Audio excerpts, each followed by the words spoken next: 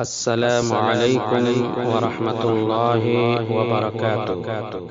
آپ دیکھ رہے ہیں اوڈھیا RHN چینل۔ اعوذ باللہ من الشیطان الرجیم، بسم اللہ الرحمن الرحیم۔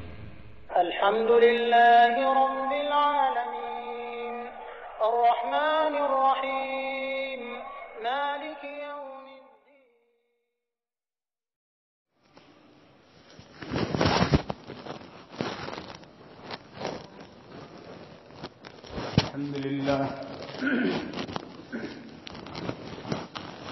الحمد لله نحمده ونستعينه ونستغفره ونؤمن به ونتوكل عليه ونعوذ بالله من شرور أنفسنا ومن سيئات أعمالنا، من يهده الله فلا مضل له ومن يضلل فلا هادي له، وأشهد أن لا إله إلا الله وحده لا شريك له، وأشهد أن محمدا عبده ورسوله، أما بعد فإن خير الحديث كتاب الله، وخير الهدي هدي محمد صلى الله عليه وسلم، وشر الأمور محدثاتها، وكل محدثة بدعة، وكل بدعة ضلالة، وكل ضلالة في النار۔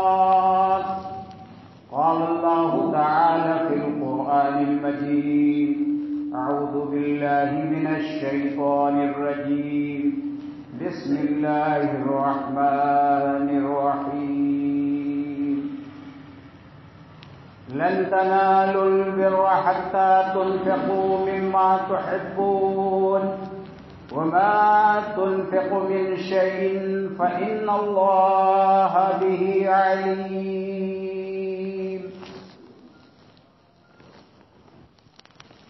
معزز سامعین، حاضرین جمعہ، بزرگوں، بھائیوں، عزیزوں اور نوجوانوں،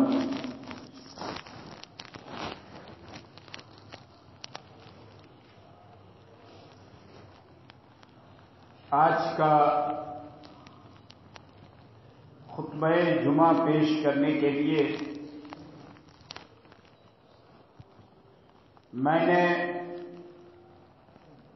قرآن مجید کی ایک آیت پڑھی۔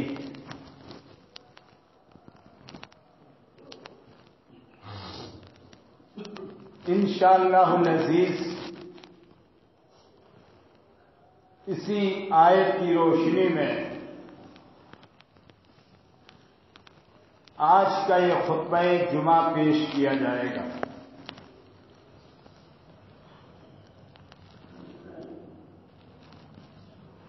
میرے بھائیوں، بزرگوں اور عزیزوں،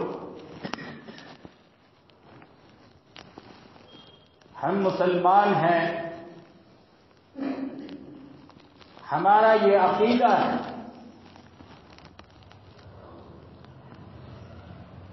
کہ ہم یہاں جو کچھ بھی نیک کام کریں گے اللہ رب ذوالجلال کل قیامت کے دن اس کا بہترین اجر عطا فرمائے۔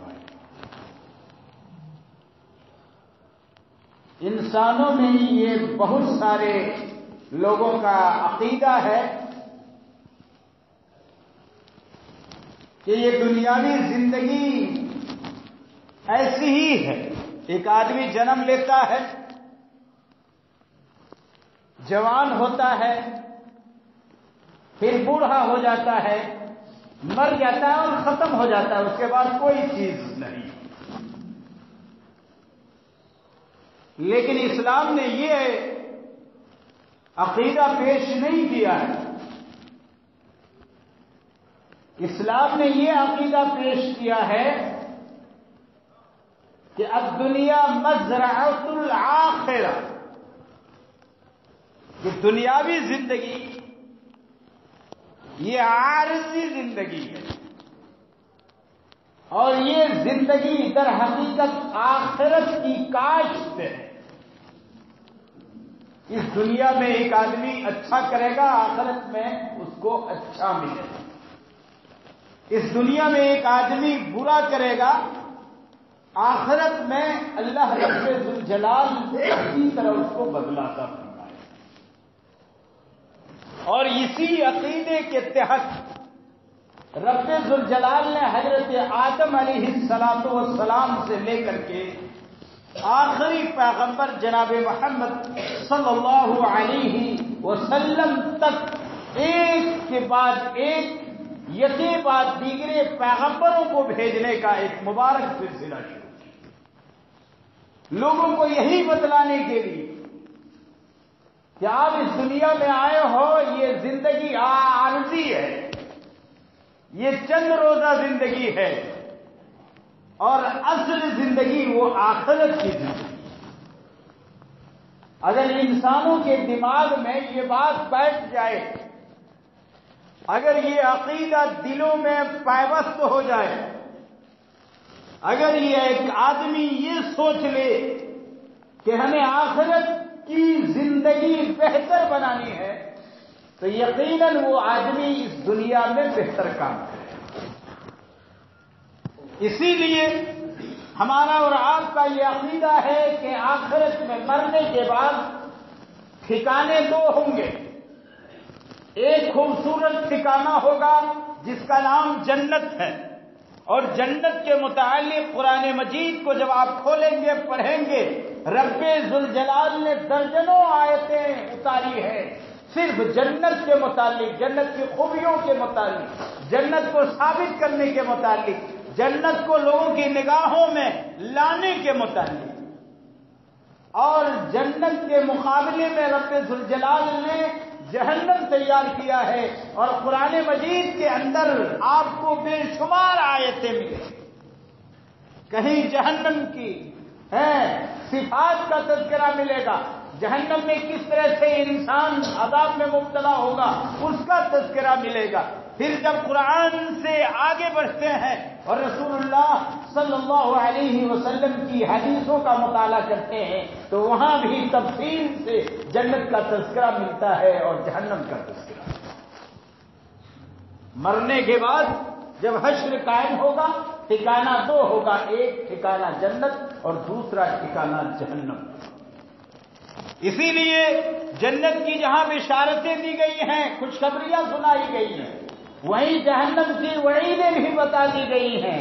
نگیٹو کا جب تذکرہ ہوتا ہے پازیٹو کے ساتھ، اس بات کے ساتھ جب نفی کا تذکرہ ہوتا ہے، جب دن کے ساتھ رات کا ذکر آتا ہے، جب لائٹ رہتی ہے اور بغیر لائٹ کی جب زندگی گزارتی ہے، دونوں میں موازنہ ہوتا ہے، تب جا کر کے حقیقت ایک انسان کی نگاہوں کے سامنے کھل کر کے آتی ہے۔ رب ذوالجلال نے اس میں کوئی کمی نہیں رکھی ہے، ساری چیزوں کو مفصل طور پر بیان کیا۔ جب یہ چیز ہے تو اللہ تبارک و تعالیٰ نے دنیاوی زندگی میں بھی اور آخرت کی زندگی میں بھی کامیابی اور کامرانی حاصل کرنے کے چند اصول اور ضابطے بیان کر دیے ہیں قرآن مجید کے اندر بھی اور حدیث شریف کے اندر بھی۔ اسی سے متعلق ایک چیز کو آج میں نے خطبہ جمعے کا موضوع بنایا ہے اور انشاءاللہ اس کو آپ کے سامنے پیش کروں۔ موضوع یہ ہے کہ رب ذوالجلال نے ایک انسان کو اس دنیا میں پیدا کیا، اس کے گرد و پیش میں، محلے میں، سماج میں، سوسائٹی میں، اگل بگل میں، بھائی بہنوں میں، رشتہ داروں میں، دوسروں کو بھی اللہ تبارک و تعالیٰ نے پیش کیا ہے۔ اور اس دنیا میں ایک آدمی کی ضرورت دوسرے انسان کی پڑ سکتی ہے کسی بھی طرح۔ ایسے موقع پر ایک آدمی کی ذمہ داری کیا بنتی ہے، اس کا اخلاق کیا بنتا ہے، شریعت اس کے سلسلے میں کیا کہتی ہے، اسی سے متعلق میں نے قرآن مجید کی ایک آیت پڑھی ہے، انفاق فی سبیل اللہ کے متعلق، اللہ کی راہ میں خرچ کرنے کے متعلق۔ اور انشاءاللہ اخیر خطبے کے اخیر میں کچھ ایسی باتیں بھی آپ کے سامنے رکھی جائیں گی جو آج انسانوں کو بہت سخت ضرورت ہے۔ میرے بھائیوں، میں نے قرآن مجید کی آیت کریمہ پڑھی ہے، لن تنالوا البر حتى تنفقوا مما تحبون۔ ایک آدمی دنیا میں، ابھی آپ نے ٹھنڈی میں غسل کیا، کپڑا پہنا، وقت سے پہلے تیاری کی اور جامع مسجد میں آ کر کے آپ نے 2 رکعت نماز پڑھی، پھر جگہ لے کر کے آپ بیٹھ گئے، پھر خطبہ سننے میں آپ مشغول ہو گئے، پھر 2 رکعت فرض نماز پڑھیں گے، 2-4 رکعتیں سنتیں پڑھ کر کے آپ واپس جائیں گے۔ ظاہر ہے ہمارے اور آپ کے دلوں میں کوئی بات ہوگی کہ کوئی نہ کوئی مقصد ہوگا، جس مقصد کے تحت ہم نے آپ نے یہ کیا۔ 4-4:30 بجے اذان ہوتی ہے فجر کی، اس ٹھنڈی کے دنوں میں ایک آدمی اٹھتا ہے، موبائل میں الارم سیٹ کرتا ہے اور بار بار گھڑی پر نگاہ پڑتی ہے اور بیدار ہوتا ہے، جاگتا ہے۔ گرم پانی نصیب ہو گیا تو ٹھیک، نہیں تو ٹھنڈے پانی سے وضو کرتا ہے، نہ اگل میں کوئی دیکھ رہا ہے نہ بغل میں کوئی دیکھ رہا ہے۔ وہ آدمی اٹھتا ہے، وضو کرتا ہے، پھر کپڑا پہنتا ہے، مسجد ہے محلے میں اور گاؤں میں تو مسجد کا رخ کرتا ہے، نماز پڑھ کر کے واپس جاتا ہے اور پھر 1 گھنٹہ سوتا ہے، تب جا کر کے صبح ہوتی ہے۔ وہ اس ٹھنڈی میں اٹھا اور جاگ کر کے مسجد پہنچا، وضو کیا، ضرور کوئی نہ کوئی مقصد رہا ہوگا، ورنہ اتنی محنت وہ نہیں کرتا۔ صرف اور صرف یہی مقصد ہے کہ رب ذوالجلال جو ہمارا اور آپ کا خالق ہے ہم سے آپ سے خوش ہو جائے اور اللہ تبارک و تعالیٰ فرشتوں سے کہہ دے کہ دیکھو میں نے جنت انہی بندوں کے لیے تیار کر رکھی ہے، تلک الجنت التی اعدت للمتقین۔ رب ذوالجلال نے قرآن میں کہا کہ جنت دیکھتے ہو، جنت جس کا تذکرہ قرآن میں حدیث میں، یہ جنت ہم نے متقیوں کے لیے تیار کر کے رکھی ہے۔ ظاہر ہے جس آدمی نے یہ ساری محنت کی وہ کس لیے کیا؟ صرف رب ذوالجلال کے ڈر سے، کسی اور کا خوف نہیں تھا، ورنہ آدمی چاہتا 8 بجے تک سویا رہ جاتا، 9 بجے تک سویا رہ جاتا، لیکن اگر جاگا ہوا آدمی تو صرف رب ذوالجلال کے ڈر سے۔ اللہ تبارک و تعالیٰ کہتا ہے کہ میں نے ایسے ہی بندوں کے لیے جنت تیار کر دی۔ اسی بات کو اس آیت میں کہا گیا ہے کہ لوگوں سنو، مومنوں سنو، مسلمانوں سنو، لن تنالوا البر حتى تنفقوا، جنت نہیں پا سکتے ہو، نیکی نہیں پا سکتے ہو، بھلائی نہیں پا سکتے ہو، اور رب ذوالجلال نے بڑی محنت سے جنت بنائی ہے، فرشتوں نے اس میں بڑا دماغ خرچ کیا ہے، ایسے سجایا گیا ہے کہ اگر آدمی کا دماغ ایک چھوٹی سی جنت میں اگر پہنچا دیا جائے تو اس کا دماغ کام نہیں کرے گا۔ یا اللہ، اتنا خوبصورت مکان ہے، اتنی بہترین جنت ہے، یا اللہ کیسے تیار کیا؟ ایک آدمی، حدیث میں آتا ہے، ایک آدمی جنت کی خواہش کرے گا۔ جنت میں کیا خواہش کرے گا؟ کھانے کی خواہش، جس چیز کی خواہش کرے گا، نہ اس کے لیے چل کر کے جانا ہے نہ اور کچھ کرنا ہے، رب ذوالجلال اس کو فوراً وہ چیز مہیا کرائے گا۔ حدیث کے اندر آتا ہے ایک آدمی جب کھائے گا دوسرا پھل آئے گا، اس کو کھائے گا تیسرا پھل آئے گا، اس کو کھائے گا چوتھا پھل آئے گا، اس کو کھائے گا پانچواں پھل آئے گا، وہ کہے گا سب دیکھنے میں ایک ہی طرح لگتا ہے، مختلف طرح کا پھل ہوتا، ارے کھا کر کے پہلے دیکھیے، کہے گا کہ ذرا چکھ کر کے دیکھتا ہوں، سب دیکھنے میں ایک ہی طرح۔ مان لیجیے کہ ایک پلیٹ میں بوٹی، دوسری پلیٹ میں بھی بوٹی، تیسری پلیٹ میں بھی بوٹی، تو آدمی کہے گا یا اللہ کچھ کباب کی شکل میں ہوتا، کبھی اور کسی شکل میں ہوتا۔ جب منہ میں ڈالے گا ذائقہ ہر پھل کا مختلف ہے، ہر پھل کا ذائقہ چکھنے کا مزہ الگ ہوتا۔ یہ جنت ہے۔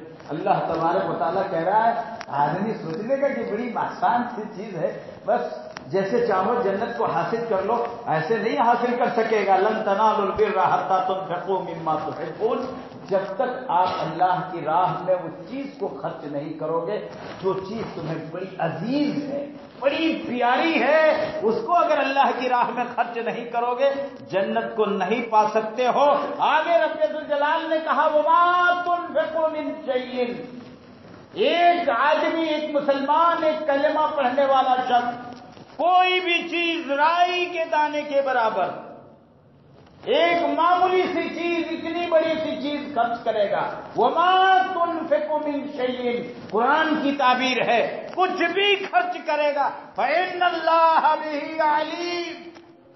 آدمی سوچتا ہے میرا نام نہیں لکھا، اور سارے لوگوں کو دیکھے گا پریشان رہے گا، پتہ نہیں میرا نام لکھا کہ نہیں لکھا، نہیں لکھے گا تو پتہ نہیں کدھر چلا جائے گا۔ اللہ تعالیٰ کہہ رہا ہے وَمَا تُنْفِقُوا مِنْ شَيْءٍ، جو چیز بھی خرچ کرو گے فَإِنَّ اللَّهَ بِهِ عَلِيمٌ، رب ذوالجلال اس چیز کو جانتا ہے۔ قرآن مجید کے اندر دوسری جگہ اللہ تبارک و تعالیٰ فرماتا ہے کہ ایک آدمی رات کو خرچ کرتا ہے، دن کو خرچ کرتا ہے، بِاللَّيْلِ وَالنَّهَارِ سِرًّا وَعَلَانِيَّةً، چھپا کر کے خرچ کرتا ہے، اعلانیہ خرچ کرتا ہے، تو اللہ تبارک و تعالیٰ بھی اس کو جانتا ہے۔ اللہ تبارک و تعالیٰ کا علم بڑا وسیع۔ میرے بھائیوں، اللہ کی راہ میں خرچ کرنا چاہیے۔ قرآن مجید کی آیت ہے، اللہ تبارک و تعالیٰ فرماتا ہے کہ جو آدمی اللہ کی راہ میں خرچ کرتا ہے وہ اس دانے کے مانند ہے۔ ہم لوگ دانا، دھان بوتے ہیں، گیہوں بوتے ہیں، ایک دانہ ہم نے زمین پہ بو دیا، کمثل حبۃ، قرآن کہتا ہے دانے کی مانند ہے، انبتت 7 سنابل، ایک دانے سے دیکھیے گا ایسے پھوٹتا ہے، ایسے پودا پھوٹتا ہے، ایسے پودا پھوٹتا ہے۔ قرآن مثال پیش کرتا ہے کہ انبتت 7 سنابل، 7 بالیاں اس سے نکلتی ہیں اور ہر بالی میں 100 دانے ہو۔ ایک دانہ زمین پہ بویا، اس سے کیا ہوا؟ 7 پودے نکلے، اس سے 7 بالیاں نکلی، اور ہر بالی میں کتنے دانے ہیں؟ 700 دانے ہیں۔ وَاللَّهُ يُضَاعِفُ لِمَن يَشَاءُ، ایک آدمی 1 روپیہ خرچ کرتا ہے، اسے 7 روپیہ بنا، اور 1 روپیہ سے اس میں کھول کر کے دیکھا تو 700 روپیہ تھا۔ اس طریقے سے اللہ تبارک و تعالیٰ بڑھاتا ہے۔ ایک آدمی نیکی کا کام کرتا ہے تو اس نیکی کے کام کو بڑھاتا ہے، نیکی کو بڑھاتا ہے۔ آگے اللہ تعالیٰ نے کہا وَاللَّهُ يُضَاعِفُ لِمَن يَشَاءُ، اللہ تبارک و تعالیٰ 700 سے بھی زیادہ بڑھاتا ہے، لمن یشاء، جس بندے کے لیے اللہ تبارک و تعالیٰ چاہتا ہے اللہ تبارک و تعالیٰ اس کے لیے اور مزید بڑھاتا ہے۔ اس لیے اللہ تبارک و تعالیٰ نے ہم کو، آپ کو صحت عطا فرمائی، تندرستی عطا فرمائی ہے۔ اللہ تبارک و تعالیٰ نے ہم کو مال، جائیداد، نعمتوں سے نوازا ہے، اور ان نعمتوں کو اللہ کی راہ میں خرچ کرنی چاہیے۔ اور یہ یاد رکھیے کہ آدمی سوچتا ہے کہ بھئی خرچ کرنے کے لیے تو آپ نے کہہ دیا ہم خرچ کریں گے، گھٹ جو جائے گا، گھٹ جائے گا۔ بخاری کی حدیث ہے، مسلم کی حدیث ہے، حضرت ابو ہریرہ رضی اللہ تعالیٰ عنہ اس حدیث کے راوی ہیں، فرماتے ہیں کہ اللہ کے رسول صلی اللہ علیہ وسلم نے ایک دن فرمایا کہ آسمان سے ہر صبح 2 فرشتے اترتے ہیں۔ یہ قصہ کہانی نہیں، بخاری کی حدیث ہے، مسلم کی روایت ہے، حضرت ابو ہریرہ رضی اللہ تعالیٰ عنہ فرماتے ہیں کہ آسمان سے 2 فرشتے اترتے ہیں، ہر صبح کو اترتے ہیں۔ ہم دیکھیں جائے نہ دیکھیں، فرشتے ہمیں دیکھتے ہیں، اور دونوں فرشتے مدنی کریم صلی اللہ علیہ وسلم فرماتے ہیں کہ ایک فرشتہ دعا کرتا ہے اور اعلان کرتا ہے، رب ذوالجلال کے سامنے ہاتھ پھیلاتا ہے، ایک فرشتہ کہتا ہے کہ رب ذوالجلال جس آدمی نے ادنا سا بھی خرچ کیا ہو اللہ کی راہ میں، اس کے مال میں تو برکت عطا ہو۔ ہم کو اور آپ کو چاہے برکت کی دعا آئے چاہے یاد نہ آئے، بسم اللہ جانے چاہے نہ جانے، اللہ سے برکت کی دعا کرنا آئے چاہے نہ آئے، پھیلانا ہاتھ آئے چاہے نہ آئے، جو بھی ہم آپ سوچ لیں، لیکن اگر ہم نے آپ نے اللہ کی راہ میں خرچ کیا، فرشتہ آ کر کے ہمارے حق میں دعا کرتا ہے، ہاتھ پھیلاتا ہے صبح صبح اور کہتا ہے اللہ جس نے تیری راہ میں خرچ کیا، اے اللہ تو اس کی رزق میں میں برکت عطا فرما، اس کی دولت میں برکت عطا فرما، اس کی تجارت میں برکت عطا فرما، اس کے مال اور جائیداد میں تو برکت عطا فرما۔ دوسرا فرشتہ اللہ تبارک و تعالیٰ سے دعا کرتا ہے، کہتا ہے کہ اے اللہ، اور جس نے بخیلی خرچ نہیں کیا اللہ کی راہ میں خرچ نہیں کیا، اے اللہ تو اس کے مال میں خسارہ نازل کرنا۔ بد دعا کرتا ہے، اے اللہ اس کے اندر نقصان نازل فرما، اے اللہ اس کی جائیداد کو تو تباہ اور برباد کر دے۔ یہ صحیح بخاری اور مسلم کی روایت سنا رہا ہوں۔ ایک روایت آتی ہے حضرت ابو ہریرہ رضی اللہ تعالیٰ عنہ اس حدیث کے راوی ہیں، وہ کہتے ہیں اللہ کے رسول صلی اللہ علیہ وسلم نے فرمایا کہ ایک دن ایک آدمی سفر کر رہا تھا، ایک دن سفر کر رہا تھا، کوئی واقعہ نہیں، مدنی کریم صلی اللہ علیہ وسلم کی حدیث سناتا ہوں۔ ایک آدمی سفر کر رہا تھا، چل رہا تھا، اتنے میں بادل دیکھا، آواز آتی ہے کہ فلاں کی زمین پہ جا کر کے بارش نازل فرما۔ اللہ تبارک و تعالیٰ کو انسانوں کی ہدایت کے لیے یہ آواز سنانی مقصود تھی۔ دیکھیے آواز آتی ہے بادل سے کہ چل کر کے فلاں کی زمین پر بارش نازل ہو۔ وہ آدمی وہ نام یاد رکھتا ہے، عبداللہ نام ہوگا، عبد الرحمان نام ہوگا، کوئی اچھا محمد نام ہوگا، احمد نام ہوگا، کوئی اچھا عبد السلام نام ہوگا، عبد القہار نام ہوگا، عبد الجبار نام ہوگا، عبد الستار نام ہوگا، اور عبد المحیمن نام ہوگا، بڑا خوبصورت کوئی نام ہوگا۔ وہ آدمی کہتا ہے میں نے نام یاد رکھا، دیکھا میں نے بارش ہوئی ایک جگہ جا کر کے کالی چٹان والی جگہ بارش ہوئی۔ کہتے ہیں کہ میں پیچھے پیچھے چلا گیا، دیکھا کہ ایک بہنے والی جگہ تھی، بارش کا پانی بہ کر کے ایک آگے چلا جا رہا ہے، اور ایک آدمی کیا کر رہا ہے اپنی کھیتی کو کاٹ کاٹ کر کے سیراب کر رہا ہے۔ میں نے جا کر کے سلام کیا اور پوچھا کہ بتائیے آپ کا نام کیا ہے؟ کہا میرا نام فلاں۔ کا پوچھا کیوں؟ ارے میرا نام تم نے پوچھا کیوں؟ کیا ضرورت پڑی؟ حدیث کے اندر آتا ہے اس نے کہا میں گزر رہا تھا، سامنے بادل نظر آیا، بادل سے میں نے ایک آواز سنی کہ تو جا کر کے فلاں کی کھیتی میں برسا۔ کسی نے میں نے تمہارا نام پوچھا، میں نے یہ جاننے کی کوشش کی کہ کیا ٹیلی کرتا ہے دونوں کا نام یا ٹیلی نہیں کرتا ہے، تو تمہارا یہ نام ہے۔ اب آپ سے ایک سوال ہے کہ بارش سے بادل سے جو یہ آواز آئی، آخر تمہارے اندر کیا معاملہ ہے؟ تم کیا کرتے ہو؟ کس طریقے سے اپنی کھیتی کو چلاتے ہو؟ اللہ کی راہ میں کیا تم قربان کرتے ہو کہ بادل کے اندر آواز آ رہی ہے کہ فلاں جگہ جا کر کے برسے؟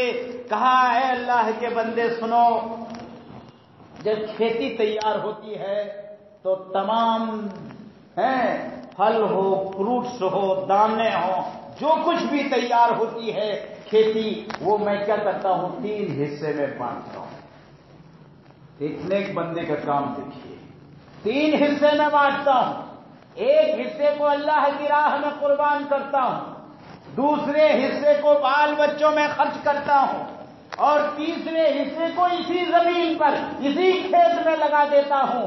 آج لوگ سوال پوچھیں گے کہ جب کہیے گا کہ بھئی آسمان سے بارش ہوگی تو اس میں 10واں حصہ دینا ہے، اور اگر آپ کو سیراب کرنا پڑے مشین سے یا سینی سے، آپ کو پانی کھینچ کھینچ کر کے لانا پڑے، جھیٹنا جس کو ہم لوگوں کی زبان میں کہتے ہیں، اس میں تیار کرنا پڑے تو 20واں حصہ دینا پڑے گا، تو فوراً سوال کرے گا اگر اس میں کھاد ڈالنا پڑا ہو، ٹریکٹر لگانا پڑا ہو، مزدور لگانا پڑا ہو، زمین اپنی ہو یا خریدی ہو، یہ سارے سوالات پیدا کرتے ہیں۔ وہ آدمی جواب دیتا ہے کہ نہیں، جو بھی پیداوار ہوتی ہے 3 حصوں میں بانٹتا ہوں۔ ایک حصے کو اللہ کی راہ میں قربان کرتا ہوں، دوسرے حصے کو بال بچوں میں لگاتا ہوں، اور تیسرے حصے کو کھیتی میں لگاتا ہوں۔ اس کا فائدہ یہ ہوتا ہے کہ اگر رب ذوالجلال مجھ سے خوش ہو جائے،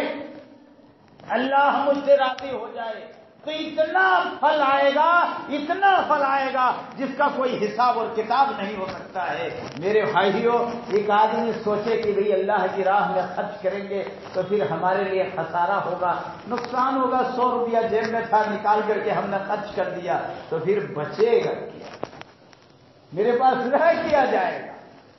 اللہ کی راہ میں دے دیں گے تو پھر بچے گا کیا؟ صحابہ کرام کی زندگی کو دیکھیے، رسول اللہ صلی اللہ علیہ وسلم ممبر رسول اپنے ممبر پر چڑھ کر خطبہ دیتے ہیں اور اعلان کرتے ہیں ان ابا بکر صدیق فی الجنہ۔ ایک آدمی کو جنت میں جانے کی بشارت اس دنیا میں مل رہی ہے۔ ہم لوگ کو آپ کو کیا گارنٹی ہے جنت ملے گی، جہنم ملے گی، قبر میں عذاب ہوگا یا قبر میں عذاب نہیں ہوگا، راحت ملے گی، کیا ہوگا کسی کو کوئی خبر نہیں۔ رسول اللہ صلی اللہ علیہ وسلم نے اپنے ممبر سے اعلان کرتے ہیں کہ ابو بکر صدیق رضی اللہ تعالیٰ عنہ جنتی ہیں، عمر رضی اللہ تعالیٰ عنہ جنتی ہیں، حضرت عثمان رضی اللہ تعالیٰ عنہ جنتی ہیں، حضرت علی رضی اللہ تعالیٰ عنہ جنتی ہیں۔ یہ بشارت رسول اللہ صلی اللہ علیہ وسلم کی زبان سے اس دنیا میں ملتی ہے، یوں ہی نہیں ملتی ہے میرے بھائی۔ اتنا بڑا انعام، اتنا بڑا اکرام، نبی کی زبان سے جنت کی بشارت اس دنیا میں مل جائے، ایسے ہی نہیں ملنے والا۔ حدیث کے اندر آتا ہے، صحیح بخاری کی روایت ہے کہ اللہ کے رسول صلی اللہ علیہ وسلم نے چندے کا اعلان کیا۔ حضرت عمر رضی اللہ تعالیٰ عنہ کہتے ہیں کہ میرے گھر میں اس دن مال تھا، میں بڑا خوش ہوا۔ ارے نہیں ہوتا تو پھر اللہ کے رسول کے سامنے کیا لے کر کے میں پہنچتا؟ میرے پاس مال تھا، میں خوش تھا۔ میں نے رات کو اپنا سارا مال 2 حصوں میں بانٹا، تمام چیزوں کو، 2 گلاس تو 1 گلاس الگ کیا، دوسرے گلاس کو الگ کیا، تمام کو 2 حصوں میں بانٹا، 1 حصے کو لیا اور رسول اکرم صلی اللہ علیہ وسلم کی خدمت میں حاضر ہو گیا۔ حدیث کے الفاظ ہیں، حضرت عمر رضی اللہ تعالیٰ عنہ بیان کرتے ہیں کہ میرے دل میں یہ بات پیدا ہوئی کہ آج ابو بکر صدیق رضی اللہ تعالیٰ عنہ مجھ سے آگے نہیں بڑھتے۔ دیکھیے، ایک آدمی کے دل میں کیا ہے کہ آج مجھے پہلی پوزیشن لانا ہے، کس چیز میں؟ اللہ کی راہ میں صدقہ و خیرات کرنے کے لیے ہم کو پہلی پوزیشن لانا ہے اس راہ میں، اور جنت کا مستحق قرار پانا ہے۔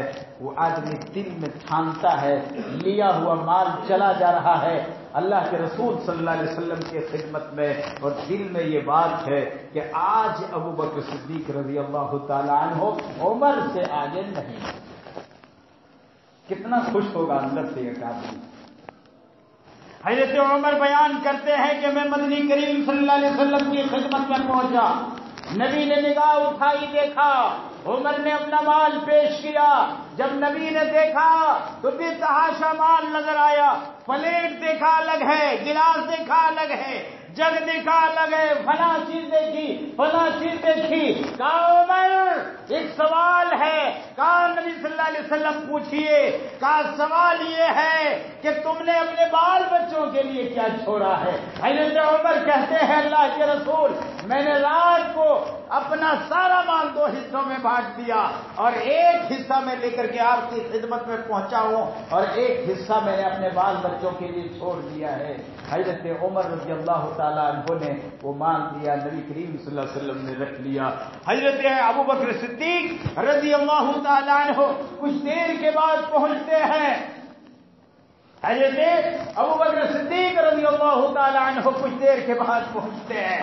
نبی اکرم صلی اللہ علیہ وسلم دیکھتے ہیں حضرت ابو بکر صدیق لے کر کے چلے آ رہے ہیں۔ پوچھا ابو بکر صدیق بتاؤ، یہ نہیں کہا سسر جی بتاؤ، یہ نہیں بولا کہا فلاں رشتے دار بتاؤ، ابو بکر صدیق بتاؤ، اعلان سن کر کے میں نے تمہارے ہاتھ میں یہ ساری چیزیں دیکھی، یہ صدقے کا مال دیکھا، یہ تمہارا چندہ دیکھا، یہ تمہاری جائیداد دیکھی، یہ سب کچھ دیکھ رہا ہوں، ابو بکر بتاؤ اپنے بال بچوں کے لیے کیا چھوڑ کر کے آئے ہو؟ حضرت عمر رضی اللہ تعالیٰ عنہ پہلی پوزیشن پوزیشن لانے کے لیے وہاں بیٹھے ہوئے تھے، تشریف فرما تھے، حضرت ابوبکر صدیق رضی اللہ تعالیٰ عنہ کھڑے ہو جاتے ہیں اور کہتے ہیں اللہ کے رسول سارا مال میں نے جمع کیا ہے، تمام چیزوں کو اکٹھا کیا ہے اور ساری چیزوں کو میں نے گٹھر میں باندھا، اے اللہ کے رسول میں نے گھر میں کچھ نہیں چھوڑا ہے، کہا اپنے بال بچوں کے لیے، کہا بس اللہ اور اس کے رسول کی محبت چھوڑ کر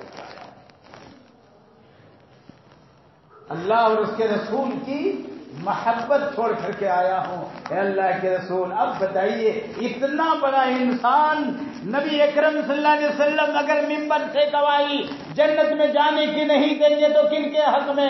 اسی لیے میں نے اسی ممبر سے آپ لوگوں کو وہ حدیث سنائی تھی، آئیے پھر سے سن لیجیے، موقع ہے کہ حضرت عمر رضی اللہ تعالیٰ عنہ، حضرت ابوبکر صدیق رضی اللہ تعالیٰ عنہ نے مدنی کریم صلی اللہ علیہ وسلم سے پوچھا تھا کہ اللہ کے رسول جنت میں 8 دروازے ہیں، کوئی ایسا بھی اللہ کا بندہ ہوگا جس کو 8 دروازوں سے پکارا جائے گا؟ تو نبی اکرم صلی اللہ علیہ وسلم نے فرمایا تھا کہ جی ہاں، ایسا بھی بندہ ہوگا جس کو 8 دروازوں سے پکارا جائے گا، اور ان میں سے ایک ابوبکر صدیق رضی اللہ تعالیٰ عنہ بھی ہو۔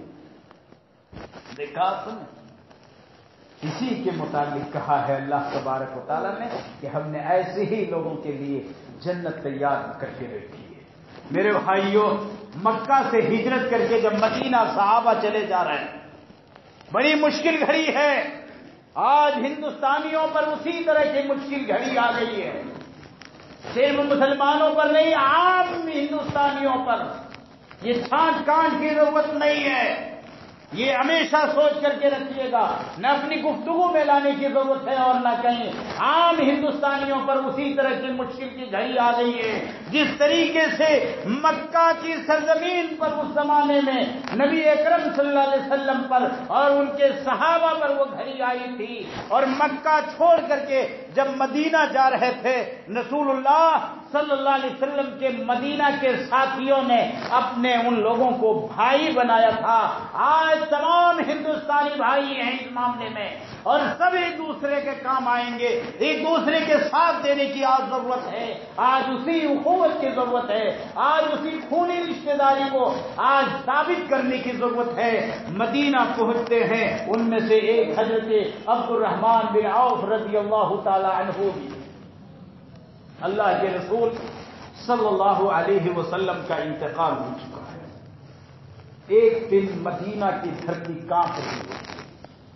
میرے بھائیوں، ہم میں سے بہت سارے لوگ بڑے بڑے تاجر ہیں، اللہ تبارک و تعالیٰ نے ان کو تجارتیں عطا فرمائی ہیں۔ میں ممبر سے دعا کرتا ہوں کہ اللہ ان کی تجارتوں میں تو برکت عطا فرما، اس لیے کہ مسلمانوں میں مالدار ہونا بہت ضروری ہے۔ غریبوں کی کفالت کہاں سے ہوگی؟ ضرورت مندوں کی کفالت کہاں سے ہوگی؟ رب ذوالجلال نے اسی لیے کہا ہے وَفِي أَمْوَالِهِمْ، مالداروں کے مالوں میں حق للسائل والمحروم، مانگنے والوں کا بھی حق ہے، جو دولت سے محروم ہے، اس نعمت سے محروم ہے، ان کا بھی حق ہے۔ اگر رب ذوالجلال کسی کو دولت عطا نہیں فرمائے گا تو پھر ان کی کفالت، یتیموں کی کفالت، بیواؤں کی کفالت اور ناداروں کی کفالت، ضرورت مندوں کی کفالت، اور جو آدمی ہر چیز سے محروم ہے ان کی کفالت کہاں سے ہوگی؟ اس لیے میرے بھائیوں، اگر اللہ تبارک و تعالیٰ نے ہم کو آپ کو تجارت عطا فرمائی ہے، اللہ تعالیٰ نے دکان سے نوازا ہے، اللہ تبارک و تعالیٰ نے مال اور جائیداد سے نوازا ہے، اولاد سے نوازا ہے جو اولاد کماتی ہے، تو یاد رکھے اپنا حق وہ صرف نہیں ہے، اس میں غریبوں کا، یتیموں کا، میواؤں کا، مسکینوں کا، ضرورت مندوں کا، ہر ایک کا حق ہے۔ اللہ کے نبی فرماتے ہیں کہ اگر اس دنیا میں کسی نے کسی یتیم بچے کی کفالت کی، کسی یتیم بچے کی کفالت کی، نہ باپ ہے نہ ماں ہے، ایک آدمی گزر رہا ہوتا ہے تو فلاں آدمی دیکھتا ہے، ڈانٹ دیتا ہے کیونکہ اس کا کوئی نہیں۔ ارے جس کا باپ ہے، جس کا بھائی ہے، جس کا رشتہ دار ہے، نگاہ اٹھا کر کے ذرا دکھا دو، تمہاری نگاہ ٹیڑھی کر دی جائے گی۔ لیکن یتیم پایا تم نے، بیوہ عورت پائی تم نے، اس لیے ڈانٹ دیا جب چاہا، پھٹکار دیا جب چاہا، جب چاٹا رسید کر دیا وہ گھٹ کر کے رہ جاتا ہے کہ رب ذوالجلال میرا باپ نہیں ہے، میرا کوئی نہیں ہے سہارا دینے والا، اس لیے آج میرے اوپر یہ ظلم ہو رہا ہے۔ نبی اکرم صلی اللہ علیہ وسلم رحمت للعالمین بنا کر کے بھیجے گئے تھے، آپ نے فرمایا انا وکافر الیتیم کہاتین، خطبہ دے رہے تھے، صحابہ کے درمیان انگلی اٹھائی اور دکھایا کہ دیکھو یہ دونوں انگلیاں جیسے آپس میں سٹی ہوئی ہیں، یہ میں یعنی نبی صلی اللہ علیہ وسلم فرما رہے ہیں میں اور یتیموں کی کفالت کرنے والا کل قیامت کے دن جنت میں ساتھ اللہ اکبر۔ اللہ تبارک و تعالیٰ اگر کسی کو نبی کی معیت حاصل کر دے، نبی کے ساتھ مل جائے، ایک آدمی آج دنیا میں ایک معمولی نیتا ہوتا ہے، اس کے بغل میں فوٹو کھینچانے کے لیے تڑپتا ہے، نبی کے ساتھ مل جائے جنت میں۔ انا وکافل الیتیم کہاتین، دونوں اگر جنت میں ایسے چلے جائیں گے تو میرے بھائیوں یہ بات میں بتلا رہا تھا کہ اس قسم کرسی کے عالم میں مکہ سے ہجرت کر کے مدینہ جاتے ہیں، نبی اکرم صلی اللہ علیہ وسلم کا انتقال ہو گیا ہے، ایک دن مدینہ کی دھرتی کانپنے لگی، تھرتھرانے لگی۔ حضرت عائشہ رضی اللہ تعالی عنہا پردہ اٹھاتی ہیں اور دیکھتی ہیں کہ کیا میٹر ہے، کیا مسئلہ ہے، کوئی آدمی نظر آ جائے ہیں۔ حضرت عائشہ رضی اللہ تعالی عنہا پردہ اٹھاتی ہیں، ایک صحابی گزر رہے ہیں، آواز لگاتی ہیں کہ سنیے کیا بات ہے، زمین کانپ گئی، چھت پہ کوئی آدمی دوڑتا ہے، دھک دھک کی آواز آتی ہے۔ مائی عائشہ کو بتایا گیا کہ اے ام المومنین عائشہ رضی اللہ تعالی عنہا، آج حضرت عبد الرحمن بن عوف کا مال ملک شام سے آیا ہے، ایک دو اونٹوں پر نہیں 700 اونٹوں پر آیا ہے۔ میرے بھائیوں 700 اونٹوں پر آیا ہے۔ یہ عبد الرحمن بن عوف جب ہجرت کر کے مکہ سے مدینہ کی راہ لی، گھر والے آئے، بیوی لے لی، کہا بیوی نہیں لے جا سکتے، اونٹ لے لیا گھر والوں نے، کہا اونٹ ہمارا ہے، ساری چیزیں لے لی، پیر میں جوتی تک نصیب نہیں تھی، مدینہ جاتے جاتے پیر سے خون رس رہا تھا، کھانے کے لیے کچھ نہیں تھا، ایک دم غریب آدمی، لیکن مدینہ جانے کے بعد تجارت کی۔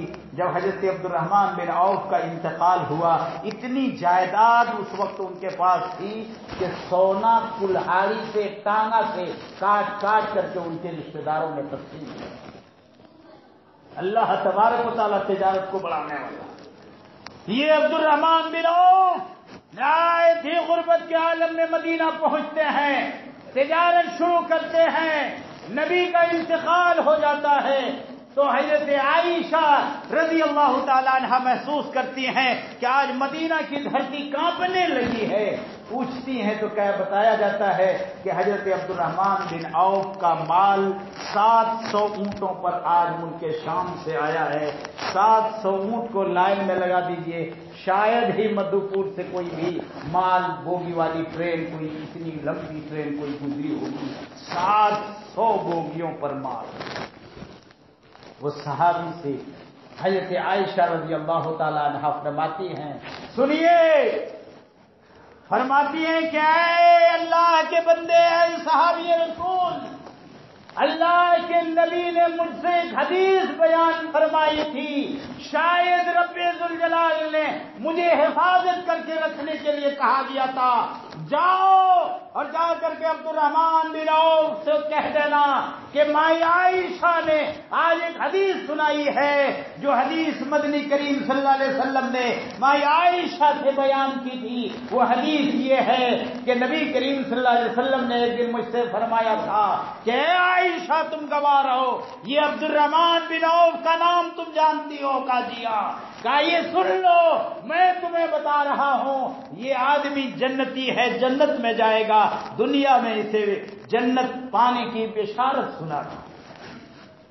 مائی عائشہ کہتی ہیں کہ جاؤ جا کر کے عبد الرحمن بن عوف کو سنا دینا کہ مائی عائشہ نے آج ایک حدیث بیان فرمائی ہے جو رسول اللہ صلی اللہ علیہ وسلم سے سن کر کے حفاظت کر کے رکھی تھی۔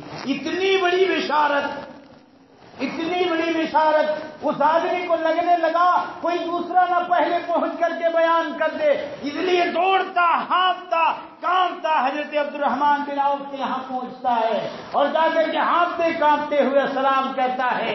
حضرت عبد الرحمن بن عوف کہتے ہیں کہ ارے سانس لیجیے، بتائیے کیا ماجرا ہے۔ وہ ہانپتے کانپتے بتاتے ہیں کیا ایک بہت بڑی خوشخبری ہے۔ وہ خوشخبری یہ ہے کہ واقعہ ایسے ایسے پیش آیا، مائی عائشہ نے مجھ سے پوچھا، میں نے بتایا کہ آج عبد الرحمن بن عوف کا مال ملک شام سے 700 اونٹوں پر آیا ہے، تو مائی عائشہ نے بیان فرمایا کہ جاؤ عبد الرحمن بن عوف کو بتا دینا کہ نبی اکرم صلی اللہ علیہ وسلم نے مجھ سے فرمایا تھا کہ عبد الرحمن بن عوف جنتی ہے، جنت میں جائے گا۔ اس لیے میں نے سوچا کہ سب سے پہلے بشارت آ کر کے میں سناؤں کہ نبی صلی اللہ علیہ وسلم نے آپ کو جنت میں جانے کی بشارت سنائی ہے۔ حضرت عبد الرحمن بن عوف خوش ہوتے ہیں، خوش ہوتے ہیں۔ آج بیٹا پیدا ہوتا ہے، ٹیکا کرتے ہیں خوشی کے مارے، اور بیٹی پیدا ہوتی ہے منہ بناتے ہیں، یہ ہمارا آپ کا عمل۔ خوش ہوتے ہیں حضرت عبد الرحمن بن عوف اور کہتے ہیں صحابی رسول، اتنی بڑی بشارت عبد الرحمن بن عوف کے لیے اسی پیر پر الٹے پاؤں واپس جاؤ اور جا کر کے مائی عائشہ سے یہ کہہ دینا کہ عبد الرحمن بن عوف اعلان کرتا ہے کہ 700 اونٹوں پر جو آج ملک شام سے مال آیا ہے، اور اس اونٹوں پر جو مال بندھا ہوا ہے کسی کی رسی تک کھولی نہیں گئی ہے، مال اونٹوں سمیت میں اللہ کی راہ میں قربان کرتا ہوں، اللہ کی راہ میں خیرات کرتا ہوں، بیت المال کے حوالے کرتا ہوں، خلیفۃ المسلمین کے حوالے کرتا ہوں، امیر المومنین کے حوالے کرتا ہوں، ان کو دے دیتا ہوں کہ جائیں اللہ کی راہ میں جہاں جہاں چاہیں تقسیم کر دیں۔ میرے بھائیوں، ایک آدمی کے دل میں جب جنت پانے کی اتنی بڑی چاہت ہوتی ہے اور فکر ہوتی ہے، کوشش ہوتی ہے، آدمی جنت میں جانے کے لیے سوچتا ہے، اس کے لیے کام کرتا ہے، تو اللہ تبارک و تعالیٰ جنت عطا فرماتا ہے۔ اللہ تبارک و تعالیٰ نے فرمایا لن تنالوا البر حتى تنفقوا مما تحبون، کہ تم جنت کو اس وقت تک نہیں پا سکتے ہو جب تک کہ تم اپنی نفیس چیز کو، جو چیز تمہیں سب سے زیادہ پسندیدہ ہو، اس کو اللہ کی راہ میں خرچ نہیں کر دو گے۔ ایک آدمی سوچتا ہے خرچ کروں گا تو کیسے ہوگا، اللہ تو دیکھ نہیں رہا ہے، دیکھ رہا ہے۔ فَإِنَّ اللَّهَ وَمَا تُنْفِقُوا مِنْ شَيْءٍ، جو چیز بھی اللہ کی راہ میں خرچ کرو گے، چھپا کر کے دو گے، اعلانیہ دو گے، رات میں دو گے، دن میں دو گے، تنہائی میں دو گے، اجتماع عام میں دو گے، فَإِنَّ اللَّهَ بِهِ عَلِيمٌ، رب ذوالجلال اس کو جانتا ہے، دیکھ رہا ہے کہ رامن کاتبین موجود ہیں جو تمام چیزوں کو نوٹ کرتے رہتے ہیں، اور کل قیامت کے دن لگا دیا جائے گا کہ اس بندے نے ڈیٹ ٹائم کے حساب سے کب کون سا اچھا کام کیا اور کہاں اللہ کی راہ میں کیا قربان کیا۔ اللہ تبارک و تعالیٰ ہم تمام مسلمانوں کو جنت پانے کا شوق عطا فرمائے، اور اللہ تبارک و تعالیٰ ہم تمام لوگوں کے، تمام مسلمانوں کے دلوں میں جہنم کا خوف پیدا فرما دے، عذاب قبر کا خوف پیدا فرما دے، قبر میں جانے اور پھر وہاں سے اٹھنے، پل صراط کی راہ کے متعلق اللہ تبارک و تعالیٰ 24 گھنٹے میں سے کم ایک مرتبہ پورے 24 گھنٹے میں سوچنے کی رب ذوالجلال تو ہمیں توفیق عطا فرما۔ اے اللہ ہمیں ہر وقت اچھے کام کرنے کی، تو کوشش کرنے کی توفیق عطا فرما۔ اے اللہ تو ہمیں جنت نصیب عطا فرما۔ اے اللہ ہم تیرے خطا کار بندے ہیں، اللہ تو ہماری خطاؤں کو بخش دے۔ اے اللہ جو مسلمان بیمار ہیں تو انہیں شفائے کلی عطا فرما۔ اے اللہ جو مجبور ہیں، بے کس ہے، اے اللہ تو ان کی مجبوری اور بے کسی کو دور فرما۔ اے اللہ آج انسان پریشان حال ہے، اے اللہ تو ان کی پریشانی کو دور فرما۔ اے اللہ تو مسلمانوں کے دلوں میں دعا کرنے کی، اے اللہ تو تجھ سے لو لگانے کی تو توفیق عطا فرما۔ اے اللہ تیری توفیق کے بغیر اور تیری مدد کے بغیر کوئی اور مدد شامل حال نہیں ہو سکتی ہے۔ اے اللہ ہم تیری مدد کے محتاج ہیں، اے اللہ تو اپنی غیبی مدد عطا فرما۔ وآخر دعوانا ان الحمد للہ رب العالمین۔